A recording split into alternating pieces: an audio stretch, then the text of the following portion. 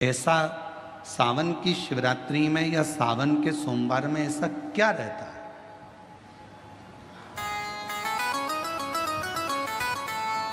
श्रावण की शिवरात्रि में, श्रावण के सोमवार में इतना महत्व क्या रहता है कि आप 12 महीने शिवरात्रि पर ऑनलाइन पूजन नहीं कराते, पर सावन के महीने की शिवरात्रि आई कि आप ऑनलाइन पूजन कराते और पूरा विश्व, देश, भारत देश ही नहीं पूरे विश्व में, विदेशों में भी लोग ऑनलाइन पूजन करते।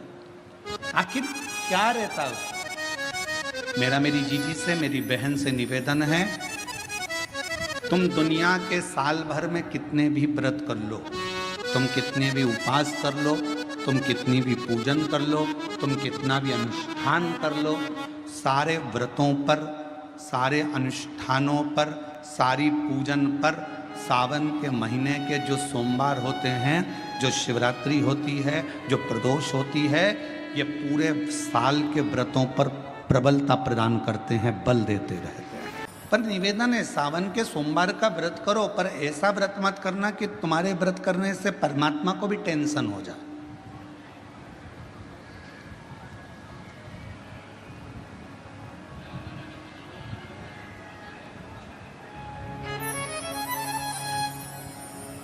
कई माताएं व्रत कर लेती हैं, मेरा सावन का महीने में व्रत है, पूरा 1 महीना व्रत करूंगी, 1 लौंग खाऊंगी, 1 गिलास दूध लूंगी, इसके सिवाय कुछ नहीं लूंगी, 1 फल खाऊंगी, इसके सिवाय कुछ नहीं। बहू बेचारी बोल रही, मम्मी शुगर ऊपर नीचे हो जाएगी, तुम्हारा बीपी ऊंचा नीचा हो जाएगा, तुम तो खाओ पियो। अब आपको पूरे महीने भगवान शंकर की आराधना भी करना है, पूजन भी करना है, अर्चना भी करना है, जाप भी करना है, कथा भी सुनना है, मंदिर भी जाना है, और मालूम पड़ा ऊपर से तुम बीमार पड़ गए। बीमार पड़ गए तो क्या मंदिर जा पाओगे? जम के तो बोलो, नहीं। आराधना कर पाओगे? बैठ कर भजन कर पाओगे? कथा सुन पाओगे? नहीं। इसलिए व्रत ऐसा करना जिस व्रत में तुमको भी टेंशन नहीं, तुम्हारे परिवार को भी टेंशन नहीं, और भगवान शंकर को भी टेंशन नहीं, किसी को चिंता नहीं, तुम्हारे व्रत करने से किसी को परेशानी नहीं। मालूम पड़े तुम भोजन का त्याग कर दो, इसका त्याग कर दो, उसका त्याग कर दो, सब चीज़ों का त्याग कर दो और बीमार पड़ जाओ, तो शिव महापुराण की कथा कहती है ऐसा ऐसा तप, ऐसी साधना किसी का नहीं। तुमरुका जी जब कथा कहने के लिए बैठे, चंचुला देवी ने तुमरुका जी से एक प्रश्न किया कि कथा सुनने का नियम क्या है? गीता प्रेस गोरखपुर की शिव महापुराण की कथा लेकर आना, उसमें पढ़ना शिव महापुराण कथा महत्तम।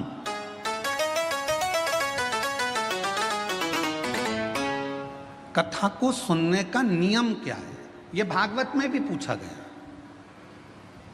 परीक्षित ने सुखदेव जी महाराज से पूछा था कथा सुनने का नियम क्या है। शिव पुराण में चंचुला देवी तुमरुका जी से पूछ रही हैं कि कथा सुनने का नियम क्या, क्या नियम है कथा सुनने का? तो कहा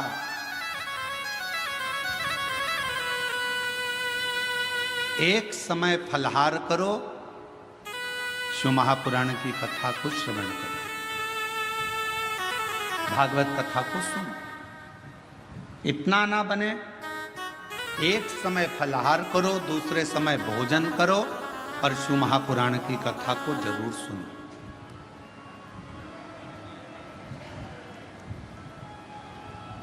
और इतने में भी काम ना चले तो शिव महापुराण की कथा में तुमरुका जी ने चंचुला देवी से कहा, दोनों समय भोजन करो, पर शिव महापुराण की कथा जम के बोलो, सुनो नहीं, जरूर सुनो। और यहां तक कहा यदि इतने में भी काम ना चले, दोनों समय भोजन में भी काम ना चले, तो टिफिन लेके कथा में चलो,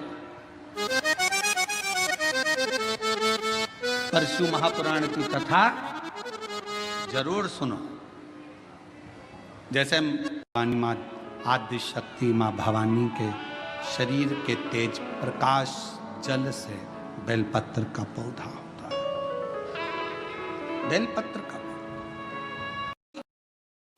बेलपत्र का पौधा माता पार्वती जी के द्वारा प्रकट किया गया। बेलपत्र के वृक्ष की गणना करी गई। बेलपत्र के वृक्ष की जो जड़ होती है उसमें मां गौरी का स्थान होता है।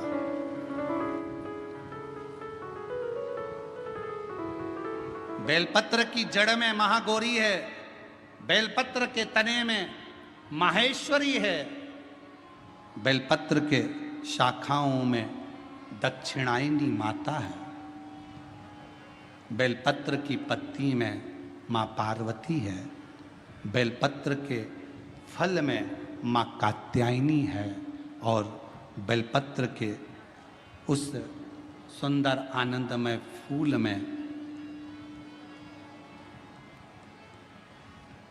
उस फूल के अंदर मां गौरी विराजमान है।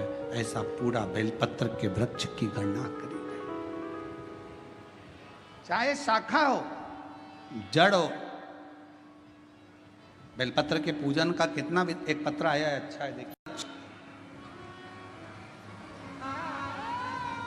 जिसके नीचे बैठकर यदि कोई अनुष्ठान, कोई तप, कोई साधना, कोई व्रत, कोई उपास किया जाए उसका 1000 लाख गुना फल है। शिव की एक अविरल भक्ति। हम तो कई बार कथा में कहते हैं आपके पास में अगर कुछ भी नहीं है, आप शंकर जी के मंदिर पे गए हो, एक बेलपत्र अगर आपको शिव जी के मंदिर में चढ़ी हुई भी मिल जाए, उसको उठा लो और उस बेलपत्र को धोकर वापिस भगवान देवाधिदेव महादेव के मंदिर में भगवान शंकर को फिर पुनः चढ़ा दो, वापिस उसी बेलपत्र को फिर चढ़ा दो।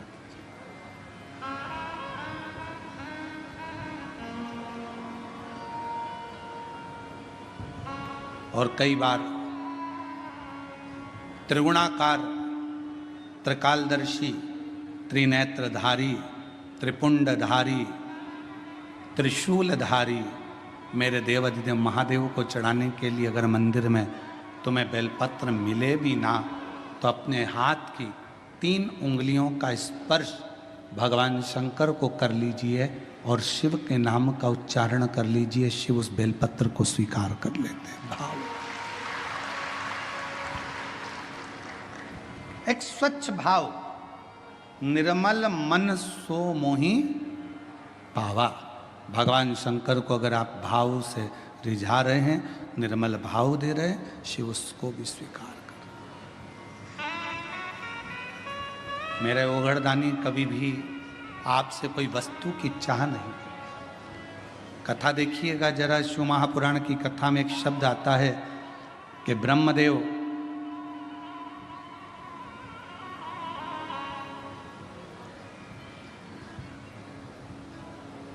भगवान नारायण के सामने जाकर कहते हैं कि मैं शिव को नहीं स्मरण करता।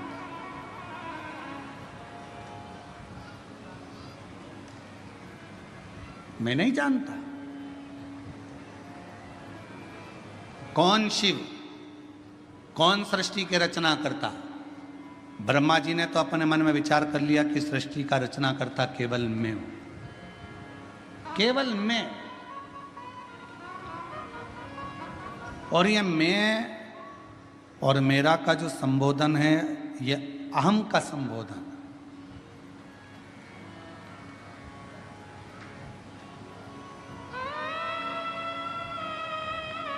महाराज, हाथ की लकीरें भले आपके हाथ की मुट्ठी में बंद हो, हाथ की लकीरें भले आपके हाथ की मुट्ठी में बंद हो, पर मुट्ठी में ये लकीरें बंद कर सकते हो पर काबू नहीं कर सकते। आपके हाथ की लकीरों में जो लिखा है वो काबू में तो केवल एक देवाधिदेव महादेव ही कर सकता है, उसके सिवा कोई नहीं कर सकता। कोई